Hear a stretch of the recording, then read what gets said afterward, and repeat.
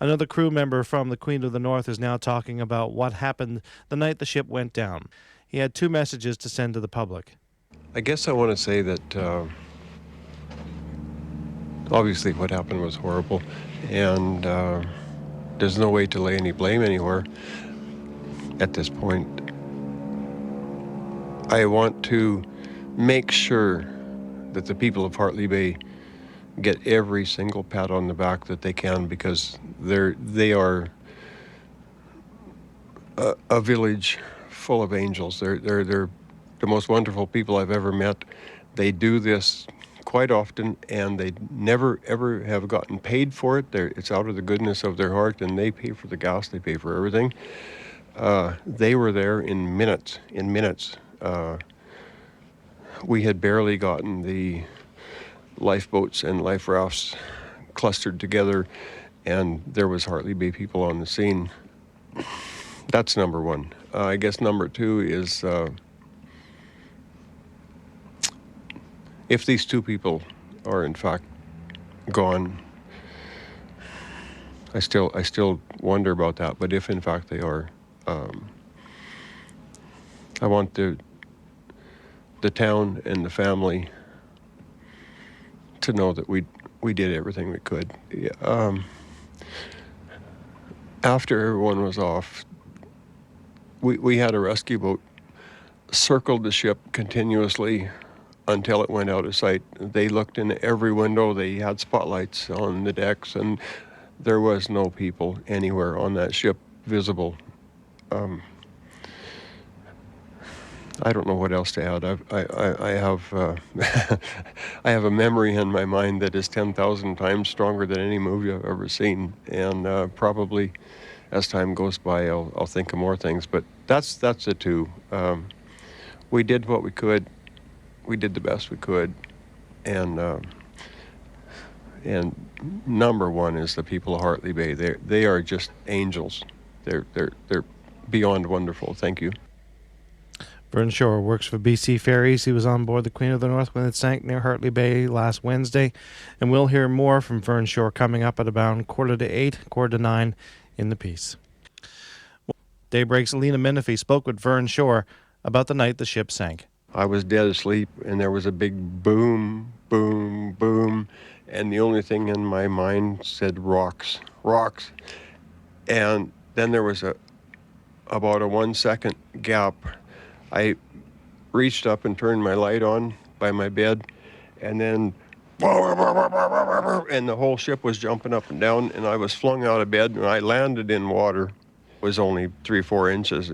I got my socks on, my t-shirt on. I was buckling up my pants. When I buckled up my pants, the water was up to my knees. I had Niagara Falls coming into my room, and I grabbed for my shoes, and they'd floated away. And I just ran. The only thing in the world that I took with me, other than my socks and my pants and my T-shirt, was my radio, because I knew I'd have to communicate. And I just ran for the high side, because there was a heavy list. I'm not going for the low side, man. I headed for the high side, and started. I cleared away the lifeboat, getting it ready to launch, and then I ran over and started getting the life rafts ready, and everything went from there. Now the crew decks are below water level. Did you see crew reacting and trying to help each other out to get out of there? Oh yeah. Oh man. Can you describe what was happening? Well, I'm in starboard aft, and starboard aft is got ripped wide open, and the water was coming in, man. It was like instantly. So you're near the impact, your room? The side of the ship, at the head of my bed, was where the water was coming in. Like 3 feet from my head was Niagara Falls. And so you ran out of your cabin, and what were the other crew members doing? The same. The same. They were. Everybody that wasn't running was banging on doors. Marilyn was in the cabin next to mine, and she was injured. She got smucked pretty good.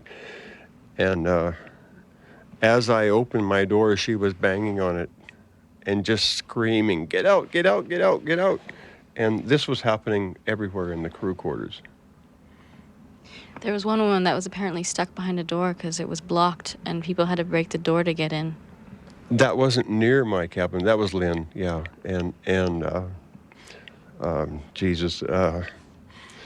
Roy tried to kick her door in and he couldn't. She had locked her door when she went to bed. And several other people were trying to get in there. She was up waist deep at least waist deep in water and screaming. And when she unlocked her door, it was jammed, but they were able to kick it open then. How did you manage to save other people's lives right after you guys were almost flooded yourself? Oh, well, we just did what we had to do. I mean, we hate drills, you know. It's really a drag. Once a week we do these stupid drills, but these stupid drills really do work. I never even thought about anything. My brain went instantly onto autopilot. I just reacted. I just did what had to be done. And I have to also commend the catering girls. They were superb. There was a bunch of little kids that were totally freaked, totally just screaming, freaked out, poor little kids. The catering girls came up and they handed flashlights to the kids and told them, now you keep that light shining right there. And that calmed them down, and then they were cool. And the passengers were superb. Every single person on that ship had an angel, guardian angel, standing behind them, because everybody, the crew and the passengers, did what they were supposed to do. And it went orderly and it went smoothly. We didn't have no time, man. This thing went down quick. This is not the Titanic where you float around for 3 hours. Like boom, boom, boom, and it was gone, you know? It couldn't have gone better. It couldn't have gone better.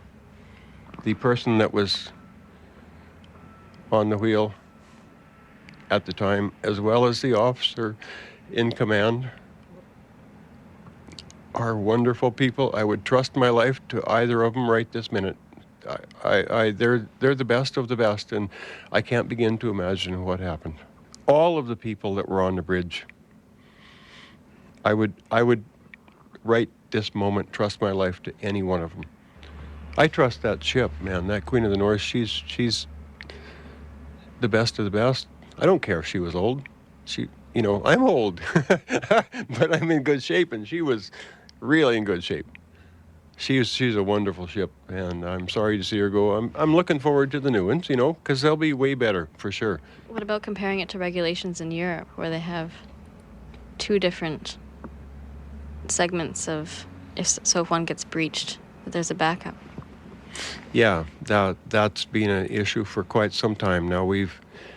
The corporation has spent, I would guess, a minimum of $5 million just for watertight integrity. Right after that first ferry capsized, I think it was the Spirit of Free Enterprise, we got the inner bow doors. That was $1 million something. That gave us protection up front. Shortly after that, they put the McGregor doors in that separated the car deck into 3 separate compartments, and I'm positive. I sat there and watched her sink, and I saw the sinking go in segments. And I know that those McGregor doors slowed the sinking. They did what they were supposed to do. Did you say goodbye to her when she was going down in your head? I didn't say it in my head. I yelled it. I screamed to everybody, say goodbye to the Queen. Vern Shore was working on the Queen of the North when it sank last Wednesday near Hartley Bay. He lives in Powell River, and he spoke with Daybreak's Leena Minifie.